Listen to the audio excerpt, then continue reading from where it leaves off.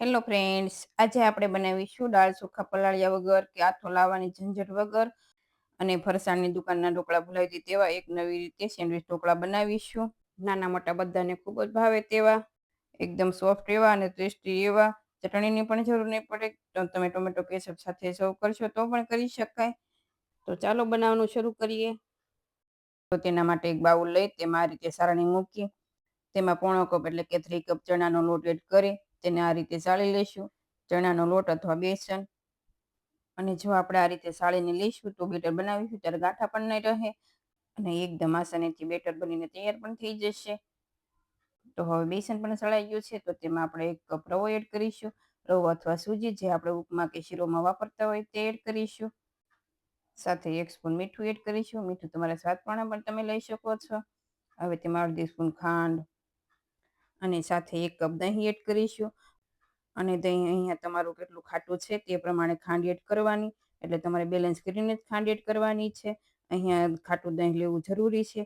જો ખાટું દહીં વધારે હશે તો ઢોકળા છે તે સારા એવા બનશે. અને હવે મેં અડધા કપ જેટલું પાણી લીધું છે અને પાણી આપણે થોડું થોડું એડ કરતા જઈશું અને આ રીતે ફેટતા જઈશું. એટલે બેટરમાં ગાંઠા પણ નહીં રહે અને સારી રીતે મિક્સ પણ થઈ જશે. અને બહુ જાડું નહીં અને બહુ પાતળું પણ નહીં, એ રીતે મીડિયમ થીક એવું બેટર બનાવીશું. તો અહીંયા મારે અડધા કપ પાણીની જરૂર પડી છે તેટલું પાણી એડ કરી બેટર બનાવી લીધું છે. તો હવે તેને આપણે 10 મિનિટ માટે રેસ્ટ આપીશું. ત્યાં સુધીમાં આપણે ઢોકળાની બીજી પણ તૈયારી કરી લઈએ. તો ખાંડણીમાં 10 થી 15 લસણની કળી સાથે 1 સ્પૂન કાશ્મીરી મરચું અને 1 સ્પૂન લાલ મરચું પાવડર લીધો છે. જો તમારે તીખું ઓછું કરવું હોય તો અડધી સ્પૂન પણ લાલ મરચું પાવડર લઈ શકાય. હવે તેમાં 1 પિંચ જેટલું મીઠું એડ કરી આ રીતે તેને સ્મૂથ પેસ્ટ વાટી લઈશું. બહુ વધારે લસણની કળીના ટુકડા ન રહી જાય એ રીતે સ્મૂથ એવી પેસ્ટ વાટી તૈયાર કરી લઈશું. અને જો આ રીતે ખાંડણીમાં વાટીશું તો ઢોકળાનો સ્વાદ છે ખૂબ જ સારો એવો આવે છે. પણ તમારે જો મિક્સરમાં બ્લેન્ડ કરવું હોય તો પણ કરી શકાય, પણ આ જ રીતે જો આપણે વાટીશું તો આ રીતે સારી પેસ્ટ બનીને તૈયાર પણ થઈ જશે. તો હવે 10 મિનિટ જેવું થઈ ગયું છે અને બેટરમાં આપણે બીજી સામગ્રી પણ એડ કરી દઈએ. તો તેમાં અડધી સ્પૂનથી થોડી ઓછી હળદર પાવડર સાથે અડધા લીંબુનો રસ એડ કરીશું. આ બેટરમાં આપણે આથો નહીં લઈએ એટલા માટે હું લીંબુ પણ એડ કરું છું. સાથે 2 સ્પૂન જેવું તેલ એડ કરી સારી રીતે મિક્સ કરીશું.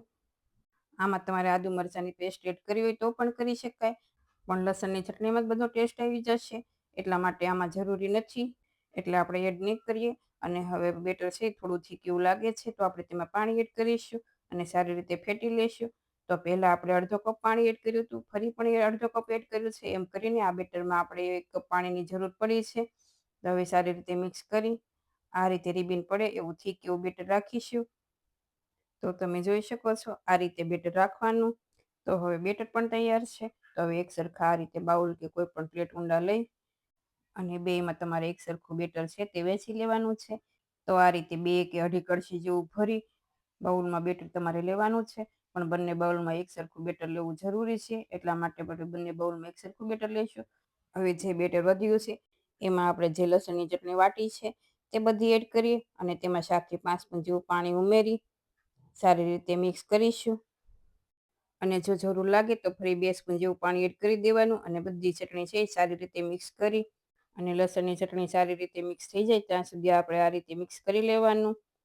તો હવે સારી રીતે મિક્સ પણ થઈ ગયું છે અને પરફેક્ટ એવું બેટર બનીને તૈયાર પણ છે. તો આ રીતે 3 બેટર 3 લેયર માટે તૈયાર છે.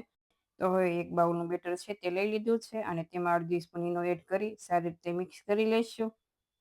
તો હવે આ રીતે સ્ટીમરની પ્લેટ કે પછી તમે કોઈ બીજી પ્લેટમાં બનાવો તે લઈ તેમાં આ રીતે થોડું તેલ ગ્રીસ કરી દઈશું. અને આમાં આપણે 3 લેયરના ઢોકળા બનાવવાના છીએ એટલે ઊંડી પ્લેટ લેવી જરૂરી છે. તો આ રીતે ઊંડી પ્લેટ લઈ જે ઈનો એડ કરીને બેટર આપણે રાખ્યું હતું તે એડ કરીશું અને સારી રીતે આ રીતે ફેલાવી દઈશું. તો જે પહેલું લેયર છે અને જે આપણે 2 બેટર રાખ્યા હતા તે બંને ઉપર નીચે જશે અને વચ્ચે આપણે ચટણીનું બેટર બનાવ્યું હતું તે રહેશે. તો પહેલાં જ મેં સ્ટીમરમાં પાણી એડ કરી તેને ગરમ કરવા મૂકી દીધું હતું. તો પાણી પણ સારું એવું ગરમ થઈ ગયું છે.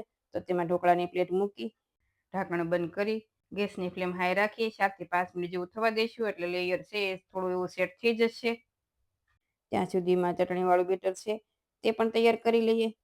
તો તેમાં 1 પિંચ જેટલો ઈનો એડ કરીશું અને સારી રીતે મિક્સ કરી તો સાથે આપણે પેલું લેયર મૂક્યું હતું તેને 4 થી 5 મિનિટ જેવું થઈ ગયું છે. તો આપણે ઢાંકણ ખોલી તેના પર ચટણીવાળું બેટર તૈયાર કર્યું છે તે એડ કરીશું. ઈનો છે એ ત્રણેય બેટરમાં એક સાથે આપણે એડ નહીં કરીએ. જ્યારે આ ઢાંકણ ખોલીશું તેની પહેલા જ આપણે ઈનો એડ કરી આ રીતે બેટર એડ કરીશું. તો આ રીતે ચટણીનું બેટર આપણે ફેલાવીએ ત્યારે ગેસની ફ્લેમ થોડી વાર સ્લો કરી દેવાની અને બેટરને સારી રીતે ફેલાવી તેનું ઢાંકણ બંધ કરીશું અને ગેસની ફ્લેમ હાઈ રાખી ફરી 4 મિનિટ જેવું થવા દઈશું. એટલે બેટર છે થોડું એવું સેટ થઈ જશે. તો હવે જે ચટણીનું બેટર એડ કર્યું તેને 4 મિનિટ જેવું થવા આવે એટલે સાઈડમાં જે ત્રીજું બેટર રાખ્યું હતું તેમાં અડધી spoon Eno fruit salt add કરી સારી રીતે મિક્સ કરીશું. તો હવે 4 મિનિટ જેવું થઈ ગયું છે. તો હવે તેનું ઢાંકણ ખોલી તો તેના ત્રીજા લેયર માટે આપણે બેટર બનાવ્યું હતું તે એડ કરીશું અને જ્યારે ઢાંકણ ખોલો ત્યારે ગેસની ફ્લેમ સ્લો કરી દેવાની અને આ રીતે બેટરને સારી રીતે ફેલાવી દઈશું અને આ રીતે બેટર ફેલાવાઈ જાય એટલે તેના પર થોડું લાલ મરચું પાવડર સ્પ્રિંકલ કરીશું અને હવે ઢાંકણ બંધ કરી ગેસની ફ્લેમ હાઈ રાખી 8 થી 10 મિનિટ જેવું થવા દઈશું. 10 મિનિટ પછી તમે ચેક કરશો એટલે ઢોકળા છે સારા એવા સ્ટીમ થઈ ગયા હશે. તો આપણે 8 થી 10 મિનિટ જેવું થઈ ગયું છે. તો આપણે ઢાંકણ ખોલી ચેક કરી લઈએ. આ રીતે આપણે નાઇફથી પણ ચેક કરી લઈએ. સારા એવા સ્ટીમ થઈ ગયા છે. નાઇફ છે એકદમ ક્લીન આવે છે, તમે જોઈ શકો છો. હવે ગેસની ફ્લેમ બંધ કરી ઢોકળાને આપણે 5 મિનિટ જેવા ઠંડા થવા દઈશું. ઢોકળા ડ્રાય ન થઈ જાય તેના માટે મેં થોડું ઉપર તેલ લગાવી દીધું હતું. તો હવે 5 મિનિટ જેવું થઈ ગયું છે. તો આપણે તેને કટ કરી લઈએ.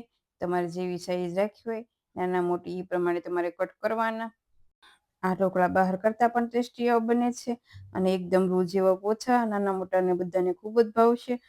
તમે એને ચા સાથે કે ટોમેટો કેચઅપ કે ગ્રીન ચટણી સાથે સર્વ કરશો તો પણ ખૂબ જ ટેસ્ટી એવા લાગે છે અને આ ઢોકળા તમે થાળીમાં ફરસાણ તરીકે જો સર્વ કરશો તો પણ ખૂબ જ ટેસ્ટી એવા લાગે છે. તો હવે આ રીતે ઢોકળાના ટુકડા થઈ ગયા છે. તો સાથે આપણે તેનો વઘાર કરી લઈએ. તો પેનમાં 2 સ્પૂન તેલ એડ કરી તેલ ગરમ થાય એટલે તેમાં અડધી સ્પૂન રાઈ થોડી તતડવા લાગે એટલે તેમાં અડધી સ્પૂન જીરું એડ કરીશું.